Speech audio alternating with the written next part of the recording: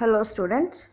So in the previous video I explained you about the leverage. Okay, so what is leverage, what are the types of leverages, and for calculating the leverages you require the information of the EBIT. Right, EBIT ನಿಮಗೆ ಗೊತ್ತಿರಬೇಕು. EBIT is nothing but what? Earning before interest and tax. ಅದಕ್ಕೆ operating profit ಅಂತ ಹೇಳ್ತೀವಿ. ಅಂದ್ರೆ main business ಅದು ಎಷ್ಟು ಫಾಯ್ದಾ ಅದ ಅಂಥೇಳಿ, ಏನು ಮೇನ್ ಇನ್ಕಮ್ ಬಂದದ ಅಂಥೇಳಿ ಗೊತ್ತಿರಬೇಕು. ಸೊ ನಾವು in previous video I explained you there are mainly 5 types of leverages. Yes, so 5 types of leverages ನಿಮಗೆ ಎಕ್ಸ್ಪ್ಲೇನ್ ಮಾಡಿದ್ದೆ. ಅದರಾಗ ಲಾಸ್ಟ್ 3 ಲಿವ್ರೇಜಸ್ ಇದಾವಲ್ರಿ, ಅವು ಭಾಳ ಇಂಪಾರ್ಟೆಂಟ್. ಅದ್ರ ಮೇಲೆ ನಿಮ್ಗೆ ಆ್ಯಕ್ಚುಲಿ ಎಕ್ಸಾಮಿಗೆ ಪ್ರಾಬ್ಲಮ್ಸು ಬರ್ತಾವೆ. So they are operating leverage, financial leverage and combined leverage. Yes, so return on investment leverage, asset leverages, those are also important. But ಅದಕ್ಕಿಂತ ನಿಮ್ಗೆ ಯೂಶ್ವಲಿ ಮೇನ್ ಪ್ರಾಬ್ಲಮ್ ಕೇಳೋದನ್ನ 5 ಮಾರ್ಕ್ಸಿಗೆ ಯೂಶ್ವಲಿ ಸೊಲ್ಯೂಷನ್ನ ಕೇಳ್ತಾರೆ. ಸೊ 5 ಮಾರ್ಕ್ಸ್ನಾಗ ಬರೋವಂಥದ್ದು, ಸೊ ಇದ್ರ ಬಗ್ಗೆ ಕೇಳ್ತಾರೆ ಅಂದ್ರೆ about operating leverage, financial and combined leverage. Okay, so for calculating these 3 leverages you require the information of EBIT. So EBIT ನಿಮ್ಗೆ ಕಂಪಲ್ಸರಿ ಗೊತ್ತಿರಬೇಕು. So EBIT is nothing but what? So earning before interest and tax. So now in this video I explain you how to calculate that EBIT. And we'll also see one example. Okay, so let's start this concept. So first and foremost is what? There is one format. So ನಿಮ್ಗೆ screen ಮೇಲೆ ಒಂದು format ಕಾಣಿಸ್ಲಿಕ್ಕತ್ತದ. So how to calculate the operating profit ಅಂತ ಹೇಳಿ. So operating profit ಅಂದರೆ ನಮಗೆ profit ಅದರಲ್ಲೇ ಬರ್ತದೆ ರೀ, ನಾವು ಹೆಂಗೆ ಸೇಲ್ಸ್ ಮಾಡ್ತೀವಿ ಅದ್ರ ಮೇಲೆ ಬರ್ತದೆ. ಸೊ ಅದಕ್ಕೆ ನಾವು ಫಸ್ಟ್ ಏನು ಕನ್ಸಿಡರ್ ಮಾಡಬೇಕು ಅಂದರೆ ಸೇಲ್ಸನ್ನು ಕನ್ಸಿಡರ್ ಮಾಡ್ತೀವಿ. So first in this process, so first you have to think about the sales. So sales value, so sale ಹೆಂಗೆ ಮಾಡ್ತೀವಿ ಅಂದ್ರೆ, so the number of units sold into sale price per unit. Okay, so total sales is how much, how to calculate that. So number of units sold into per unit sale cost. Okay, so we'll get one amount. In that you have to deduct the variable. So first of all I will clear you already know the meaning of variable cost and fixed cost. Even though variable cost is nothing but what? The cost which will vary is nothing but what? The changes happens according to the manufacturing. So ನೀವು manufacture ಹೆಚ್ಚು ಮಾಡಿದ್ರೆ variable cost ಹೆಚ್ಚಾಗ್ತದೆ, manufacturing ಕಡಿಮೆ ಮಾಡಿದರೆ variable cost ಕಡಿಮೆ ಆಗ್ತದೆ. So it is having direct connection with your manufacturing of units. Okay, so ನೀವು ಜಾಸ್ತಿ ಪ್ರೊಡಕ್ಷನ್ ಮಾಡಿದ್ರಿ ಅಂತಂದ್ರೆ, ಏನಾರ ಗೂಡ್ಸ್ ಜಾಸ್ತಿ ಪ್ರೊಡ್ಯೂಸ್ ಮಾಡ್ತೀರಂದ್ರೆ with the help of machinery you are doing means supply of electricity is important. So electricity ಏನಾಗ್ತದೆ, ಜಾಸ್ತಿ use ಆಗ್ತದೆ. ಇನ್ ಕೇಸ್ ನೀವು ಪ್ರೊಡಕ್ಷನ್ ಕಡಿಮೆ ಮಾಡಿದರೆ ಎಲೆಕ್ಟ್ರಿಸಿಟಿನೂ ಕಡಿಮೆ ಯೂಸ್ ಆಗ್ತದೆ. So this is variable cost. That means nothing but what? Vary is nothing but changes according to your production or manufacture. So first ಸೇಲ್ಸ್ನಾಗಿಂದ ಏನು ಡಿಡಕ್ಟ್ ಮಾಡ್ಬೇಕಂದ್ರೆ ವೇರಿಯಬಲ್ ಕಾಸ್ಟನ್ನು ಡಿಡಕ್ಟ್ ಮಾಡ್ತೀರಿ. ವೇರಿಯಬಲ್ ಕಾಸ್ಟನ್ನು ಡಿಡಕ್ಟ್ ಮಾಡಿದ್ಮೇಲೆ ನಿಮಗೆ ಏನು ಸಿಗ್ತದೆ ಅಂದರೆ you will get the contribution. Contribution is nothing but what? It's a difference between sales and variable cost. Sales ಇಷ್ಟು ಮಾಡಿದ್ರಿ, ಅದರಾಗ ವೇರಿಯಬಲ್ ಕಾಸ್ಟ್ ಡಿಡಕ್ಟ್ ನಿಮ್ಮ ವೆಚ್ಚ ತೆಗಿಲಿಗತ್ತೀರಿ. ವೆಚ್ಚ ತೆಗೆದ್ರೆ ನಮ್ಗೇನು ಬರ್ತದೆ? ಕಾಂಟ್ರಿಬ್ಯೂಷನ್ ಅಂತ ಸಿಗ್ತದೆ. ಸೊ ಕಾಂಟ್ರಿಬ್ಯೂಷನ್ ಬರ್ತದಲ್ಲ, ಅದರೊಳಗೆ ನೀವೇನು ಮಾಡ್ತೀರಿ? Next you will deduct the fixed cost. Okay, so next you will do the deduction of fixed cost. Fixed cost is nothing but what? The cost which is fixed in nature irrespective of the production. So ನೀವು production ಎಷ್ಟು ಥರ ಮಾಡಿರಿ ಅದು ನಿಮ್ಮದು cost fix ಇದ್ದೇ ಇರ್ತದೆ. ನಿಮ್ಮ production ಜಾಸ್ತಿ ಆಯಿತು ಅಥವಾ ಕಡಿಮೆ ಆಯಿತು ಅಂಥೇಳಿ ಅದು ಏನೂ ಸಂಬಂಧ ಬರೋದಿಲ್ಲ. ಒಂದು ಎಕ್ಸಾಂಪಲ್ ಕೊಡಬೇಕಂದ್ರೆ, ನೀವು ಮ್ಯಾನುಫ್ಯಾಕ್ಚರಿಂಗ್ ಯೂನಿಟ್ ಏನಿರ್ತದಲ್ಲ ಅದು ನಿಮಗೆ ರೆಂಟ್ ಮೇಲೆ ತೊಗೊಂಡಿರ್ತೀರ ಅಂತ ಅನ್ಕೋರಿ. ಸೊ ರೆಂಟ್ ಮೇಲೆ ತೊಗೊಂಡ್ರೆ ಏನಾಗ್ತದೆ ರೀ, ನೀವು ಮ್ಯಾನುಫ್ಯಾಕ್ಚರ್ ಮಾಡಿರಿ ಬಿಡ್ರಿ, ಅದು ಎಷ್ಟು ಟೈಮ್ ಪೀರಿಯಡ್ ತನಕ ನೀವು ಅದನ್ನು ತೊಗೊಂಡಿರ್ತಿರಲ್ಲ ಲೀಸ್ ಅಥವಾ ರೆಂಟ್ ಬೇಸಿಸ್ ಮೇಲೆ, ಅದ್ರದ್ದು ನೀವು ಪೇಮೆಂಟ್ ಮಾಡಲೇಬೇಕು. Okay, it will not vary according to your manufacturing or production. ನೀವು ಪ್ರೊಡಕ್ಷನ್ ಜಾಸ್ತಿ ಮಾಡ್ತೀರಂತೇಳಿ ಜಾಸ್ತಿ ರೆಂಟ್ ಪೇ ಮಾಡ್ತೀರಿ, ಕಡಿಮೆ ಮಾಡ್ತೀರಂತ ಕಡಿಮೆ ರೆಂಟ್ ಪೇ ಮಾಡೋದು no, it is fixed. So ಇದು ಫಿಕ್ಸ್ ಇರ್ತದೆ. Okay, so fixed cost. So first ಏನು ಮಾಡ್ಬೇಕು? ವೇರಿಯಬಲ್ ಕಾಸ್ಟ್ ಮೈನಸ್ ಮಾಡಬೇಕು. Next fixed cost. These are the important expenses. ಈ ಎಕ್ಸ್ಪೆನ್ಸಸ್ ಯೂಶ್ವಲಿ ನೀವು P&Lನಾಗ ಬರೆದಿರ್ತೀರಿ. ಇಲ್ಲಿದ್ರೆ ನಾವು ಏನು ಮಾಡ್ತೀವಿ, ಅದನ್ನು ಈ ಥರ ಗ್ರೂಪಿಂಗ್ ಮಾಡಿ ಮೈನಸ್ ಮಾಡ್ತೀವಿ. Okay, so fixed cost minus ಮಾಡಿದ್ರಿ ಕಾಂಟ್ರಿಬ್ಯೂಷನ್ ಆಗಿಂದು ಅಂದ್ರೆ then you will get this EBIT. So ಅಂದ್ರೆ ನಿಮ್ಮದು ಸೇಲ್ಸ್ ಒಳಗಿಂದ ಎಲ್ಲ ಎಕ್ಸ್ಪೆನ್ಸಸ್ ಹೋದಂಗೆ ಆಯಿತು. ಎಲ್ಲ ಯೂಜುವಲ್ ಎಕ್ಸ್ಪೆನ್ಸಸ್ ಏನು ಮಾಡಿದ್ರಿ ಮೇನ್ ಮ್ಯಾನುಫ್ಯಾಕ್ಚರಿಂಗ್ ಸಂಬಂಧಪಟ್ಟಿದ್ದ ಎಕ್ಸ್ಪೆನ್ಸ್ ಎಲ್ಲ ಡಿಡಕ್ಟ್ ಆದಮೇಲೆ ನಿಮಗೇನು ಉಳಿತು ಅಂದ್ರೆ operating profit. Operating profit is nothing but what? That is EBIT. This is earnings before interest and tax, company profit. I hope you are getting this. ಸೇಲ್ಸ್ನಾಗಿಂದು ಮೊದಲ ವೇರಿಯಬಲ್ ಕಾಸ್ಟ್ ಮೈನಸ್ ಮಾಡಬೇಕು, next fixed cost minus ಮಾಡಬೇಕು. ಇವೆರಡೂ minus ಮಾಡಿದ್ಮೇಲೆ ನಿಮ್ಗೆ ಏನು ಸಿಕ್ತಂದ್ರೆ EBIT. This is the actual process of calculating. So ಅದನ್ನು ನಮ್ಮ ಹೆಡ್ಡಿಂಗ್ ಏನಿತ್ತು, how to calculate the operating profit. ನಿಮಗೆ ಈಗ ಪ್ರಾಫಿಟ್ ಬಂತು. ಸೊ ಪ್ರಾಫಿಟ್ ಬಂದಮೇಲೆ ನೀವು ಯಾರ್ಯಾರಿಗೆ ಮೊದಲು ಪೇಮೆಂಟ್ ಮಾಡ್ತೀರಿ ಅಂದರೆ ಇನ್ನೂ ಏನೇನು ಖರ್ಚು ಬರ್ತಾವೆ ಅದನ್ನು ನೆಕ್ಸ್ಟ್ ಫರ್ದರ್ ಒಳಗೆ ಇಲ್ಲಿ ನೋಡ್ತಾ ಹೋಗೋಣಂತ. ಓಕೆ, ಸೊ ಫಸ್ಟ್ ಯಾರಿಗೆ ಪೇಮೆಂಟ್ ಮಾಡ್ತೀರಿ? ನಿಮ್ಮದು ಆಪರೇಟಿಂಗ್ ಪ್ರಾಫಿಟ್ ಬಂದಾದಮೇಲೆ ನೀವು ಏನು ಪೇಮೆಂಟ್ ಮಾಡ್ತೀರಿ? ಫಿನಾನ್ಷಿಯಲ್ ಎಕ್ಸ್ಪೆನ್ಸಸ್ ಪೇ ಮಾಡಬೇಕು. ಅದರೊಳಗೆ ಫಸ್ಟ್ ಬರೋದು interest on debt. Okay, so interest ಹೊರಗಿನವ್ರಿಗೆ ಕೊಡ್ತೀರಿ. ಹೊರಗಿನವ್ರು ಅಂದ್ರೆ ಫಸ್ಟ್ ಅವರು ಡಿಬೆಂಚರ್ ಹೋಲ್ಡ್ಸ್, ಅವ್ರಿಗೆ ಎಷ್ಟು ಕೊಡ್ತೀರಿ ಇಂಟ್ರೆಸ್ಟ್ ಆನ್ ಡೆಟ್ ಅಂದ್ರೆ ಅವ್ರದ್ದು ಏನು ಅಮೌಂಟ್ ರೈಸ್ ಮಾಡಿರ್ತಿರಲ್ಲ ಅದರದ್ದು ಎಷ್ಟು ಇಂಟ್ರೆಸ್ಟ್ ರೇಟ್ ಇರ್ತದಲ್ಲ ಅಷ್ಟು ಪೇಮೆಂಟ್ ಮಾಡ್ತೀರಿ. Then what you will get?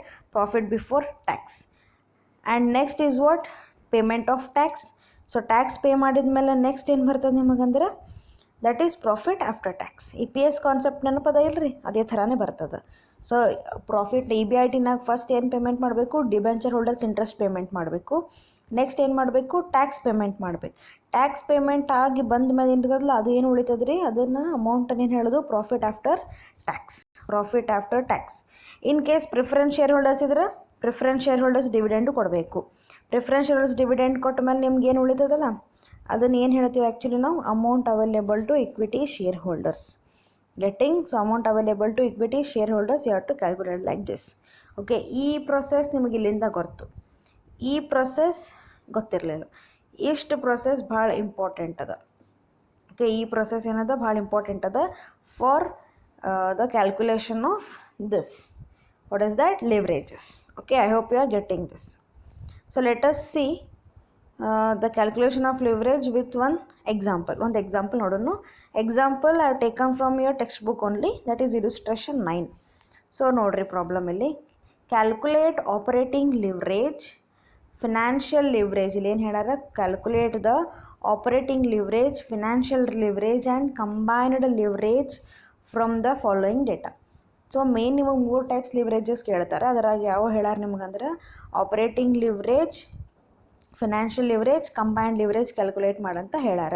ಆ ಕ್ಯಾಲ್ಕುಲೇಷನ್ ಮಾಡ್ಲಿಕ್ಕೆ ಏನೇನು ಇನ್ಫಾರ್ಮೇಷನ್ ಕೊಟ್ಟಾರ? So let's have a look. Sales ಕೊಟ್ಟಾರೆ. Yes, sales how many units? 1 lakh units. So 1 lakh units per unit cost is 2 per unit. Total sales ಎಷ್ಟು ಕೊಟ್ಟಾರೆ? ಎಷ್ಟಾಗ್ಯದ ಅಂತ ಹೇಳ್ಯಾರ ಅವರು? 1 lakh ಯೂನಿಟ್ಸ್ ಆಗ್ಯದ. Per unit cost is 2 rupees. Okay, so ಎಷ್ಟು ಬಂದಂಗೆ ಆಯ್ತು ನಮ್ಮ ಸೇಲ್ಸ್ ಅಮೌಂಟ್? 2 lakh rupees ಬಂತ್ರಿ. Okay, 1 lakh into 2 rupees that is 2 lakh. Next ಏನು ಕೊಟ್ಟಾರ? Variable cost per unit. ಇಲ್ಲೇನು ಮಾಡ್ಯಾರ ರೀ ನಿಮಗೆ? ವೇರಿಯೇಬಲ್ ಕಾಸ್ಟದ್ದು ಪರ್ ಯೂನಿಟ್ ಬೇಸಸ್ ಮೇಲೆ ಅಂದ್ರೆ ಈಗ 1 ಲಕ್ಷ ಯೂನಿಟ್ಸಿಗೆ 1 ಯೂನಿಟಿಗೆ ಎಷ್ಟು ವೇರಿಯೇಬಲ್ ಕಾಸ್ಟ್ ಮಾಡ್ಯಾರ? 0.70. ಓಕೆ, ಅಂದ್ರೆ 70 ಪೈಸೆ ಮಾಡ್ಯಾರ ಅಂತ ಅರ್ಥ. ಆಮೇಲೆ ಏನು ಕೊಟ್ಟಾರ? ಫಿಕ್ಸ್ಡ್ ಕಾಸ್ಟ್ ಕೊಟ್ಟಾರ. ಫಿಕ್ಸ್ಡ್ ಕಾಸ್ಟ್ ಎಷ್ಟು ಕೊಟ್ಟಾರ? 1 lakh rupees. ಇದು ಅಮೌಂಟ್ ಡೈರೆಕ್ಟ್ ಕೊಟ್ಟಾರ. And apart from that interest charges ಒಂದು ಕೊಟ್ಟಾರ ನಿಮ್ಗೆ. ಇಲ್ಲಿ ಇಂಟ್ರೆಸ್ಟ್ ಚಾರ್ಜ್ ಅಂದರೆ ಇಂಟ್ರೆಸ್ಟ್ ಪೇಮೆಂಟ್ ಮಾಡ್ಯಾರ, ಆ ಅಮೌಂಟನ್ನು ಕೊಟ್ಟಾರ. Okay, with this information you have to go for calculating these 3 important leverages. So which are those? Operating leverage, financial leverage, and last is combined leverage. Okay, so let us see the calculation process. So same, so computation of EBIT, PBT and leverage. EBIT calculation ಮಾಡಬೇಕು compulsory. PBT calculation ಮಾಡಬೇಕು. EBIT ಅಂದ್ರೆ earning before interest and tax. PBT means profit before tax. And also leverages. Okay, so ಇಲ್ಲಿ ನಮ್ಗೆ tax ಬಗ್ಗೆ ಏನು information ಕೊಟ್ಟಿಲ್ಲ. ಕೊಟ್ಟಿದ್ರೆ ಅಷ್ಟೇ ತೊಗೊಳ್ಳೋದು, ಕೊಟ್ಟಿಲ್ಲ ಅಂದಮೇಲೆ ತೊಗೊಳೋಂಗಿಲ್ಲ. ಸೊ ಫಸ್ಟ್ ಏನು ಮಾಡೋಣ? ಸೇಲ್ಸ್ ತೊಗೊಳೋಣ. ಓಕೆ, ನಿಮ್ಗೆ ಕಾಣಿಸ್ತಲ್ಲ ಸ್ಕ್ರೀನ್ ಮೇಲೆ. ಸೇಲ್ಸ್ ಫಸ್ಟ್ ಐಟಮ್ ತೊಗೊಳ್ಳೋದು. ಸೇಲ್ಸ್ ಎಷ್ಟು ಮಾಡ್ಯಾರ ಅಂತ ಹೇಳ್ಯಾರ್ರಿ? 1 lakh ರೂಪಿ ಸೇಲ್ಸ್ ಆಗ್ಯದ. ಎಷ್ಟು? 1 lakh units into 2 per unit ಅಂದರೆ ಎಷ್ಟು ಬಂತು ನಮ್ಮದು? 2 lakh rupees. ಓಕೆ, ಸೊ ಸೇಲ್ಸ್ನಾಗ ಫಸ್ಟ್ ಏನು ಮೈನಸ್ ಮಾಡ್ಬೇಕಂತ ನಾಗಲೇ ಹೇಳಿದ್ದೆ ರೀ? Variable cost. So variable cost for per unit how much is? It is 70 paise. So 1 lakh into 0.7 how much you will get? 70,000. Okay, So first variable cost deduct ಮಾಡಿದ್ರೆ how much you will get, that is 2 lakh minus 70,000, how much you will get, 1,30,000. So 1,30,000 is your contribution. Your contribution is 1,30,000. Next one is fixed cost. ಅಲ್ಲಿ last ಅಂತ ಮಾಡ್ಯಾರ, cost ಅಂತ ಬರೀರಿ. Fixed cost. Fixed cost is how much here they have given directly amount, that is 1 lakh rupees. 1 lakh rupees ಕೊಟ್ಟಾರಿಲ್ಲಿ. So 1,30,000 minus 1 lakh rupees, how much you will get, 30,000. This 30,000 is called as what? This is called EBIT. So earnings before interest and tax. ಈಗ ನೀವು E B I T calculation ಮಾಡಿದ್ರಿ, ನಿಮ್ಗೆ ಅಷ್ಟೇ ಇಲ್ಲದೆ ಇನ್ನೊಂದೇನು information ಕೊಟ್ಟಾರಂದ್ರೆ about the interest charges. Interest charge ಎಷ್ಟು ಕೊಟ್ಟಾರ್ರಿ, 3,668. 3,668 interest charge. So from the operating profit deduct the interest charges. How much you will get? So here 30,000 minus 3,668. How much you will get? Profit before tax, that is 26,332. Okay. So ಇಷ್ಟು ಮಾಡಿದ್ಮೇಲೆ ನಿಮ್ಮ process ಮುಗೀತು. In case tax ಬಗ್ಗೆ information ಕೊಟ್ಟಿದ್ರು ಅಂದ್ರೆ ಅದನ್ನು consider ಮಾಡಬೇಕು. But usually ಈ ಥರದೆಲ್ಲ ಕೊಡಲ್ಲ. ಇವು ಲಿವ್ರೇಜಸ್ ಕ್ಯಾಲ್ಕುಲೇಷನ್ಗೆ ಟ್ಯಾಕ್ಸ್ ಇಲ್ಲಿ ಕನ್ಸಿಡರ್ ಆಗೋದಿಲ್ಲ. ಸೊ ಅದನ್ನೇನು ಕೊಟ್ಟಿಲ್ಲ, ನೀವು ಕನ್ಸಿಡರ್ ಮಾಡೋ ಜರೂರತ್ತಿಲ್ಲ. So next process is what? Go for the calculation of E B I T. So E B I T calculation ಮಾಡೋ ಪ್ರೊಸೆಸ್ ಏನದ ರೀ? So very simple. See first one is operating leverage. So operating leverage formula ನಿಮ್ಗೆ ಹೇಳಿದ್ದೆ, contribution divided by E B I T. So contribution we already know, sales minus variable cost. Yes, contribution divided by E B I T. E B I T ಸಿಕ್ಕದು ನಮ್ಗೆ. So contribution ಎಷ್ಟದ್ರಿ? 1,30,000 divided by 30,000. So you have to express in terms of point only. ಇಲ್ಲಿ ಟೈಮ್ಸ್ನಾಗ ತೊಗೋತೀವಿ usually. So divide ಮಾಡಿದಾಗ ನನ್ನ answer ಎಷ್ಟು ಬಂತು? 4.33. 4.33 is my answer. Next one, leverage is what? Financial leverage. So financial leverage is totally about the financial aspects. So financial ಅಂದರೆ debt equity ಯಾವ ಥರ ಮಿಕ್ಸ್ ಮಾಡಬೇಕು ಅಂತ ಹೇಳಿ ಅದೇ ಅದ್ರ ಬಗ್ಗೆ. ಸೊ ಫಿನಾನ್ಷಿಯಲ್ ಲಿವರೇಜ್ ಕ್ಯಾಲ್ಕುಲೇಟ್ ಮಾಡಬೇಕು ಅಂದರೆ ಕಂಪಲ್ಸರಿ ಇಂಟ್ರೆಸ್ಟ್ ಚಾರ್ಜಸ್ ಏನಾದ್ರು ಇದ್ದೇ ಇರಬೇಕು ನಿಮಗಲ್ಲಿ. ಇದ್ದಲ್ಲಿ ನಿಮ್ಗೆ ಅದು ಕೊಟ್ಟಿರ್ತಾರೆ, ಇಲ್ಲಾಂದ್ರೆ ಕ್ಯಾಲ್ಕುಲೇಷನ್ ಮಾಡ್ಲಿಕ್ಕೆ ಬರೋದಿಲ್ಲ. ಯಾಕಂದ್ರೆ ನಮಗಲ್ಲಿ ಪ್ರಾಫಿಟ್ ಬಿಫೋರ್ ಟ್ಯಾಕ್ಸ್ ಇನ್ಫಾರ್ಮೇಷನ್ ಬೇಕು, ಅದ್ರ ಸಂಬಂಧ ಇಂಟ್ರೆಸ್ಟ್ ಚಾರ್ಜಸ್ ಕೊಟ್ಟೆ ಕೊಡ್ತಾರೆ. ಸೊ ಫಿನಾನ್ಷಿಯಲ್ ಲಿವರೇಜ್ ಕ್ಯಾಲ್ಕುಲೇಷನ್ ಮಾಡ್ಲಿಕ್ಕೆ ಫಾರ್ಮುಲಾ ಏನದ? E B I T divided by P B T. E B I T is how much? 30,000 divided by profit before tax is 26,332. ಇಲ್ಲಿ chart calculation ಏನು ಮಾಡಿವಲ್ರಿ, ಅಗಳ format ಹಾಕಿ ಆ variables ಇಲ್ಲಿ ಹಚ್ಚೋದು ಅಷ್ಟೇ. So E B I T divided by P B T. Okay, ಅಂದ್ರೆ interest ಕೊಡೋಕ್ಕಿಂತ ಮುಂಚೆ ಎಷ್ಟಿತ್ತು, interest ಕೊಟ್ಟಾದಮೇಲೆ ಎಷ್ಟಿತ್ತು, ಆ ಅಮೌಂಟನ್ನ ಕನ್ಸಿಡರ್ ಮಾಡ್ತೀವಿ. 30,000 ಡಿವೈಡೆಡ್ ಬೈ 26,332.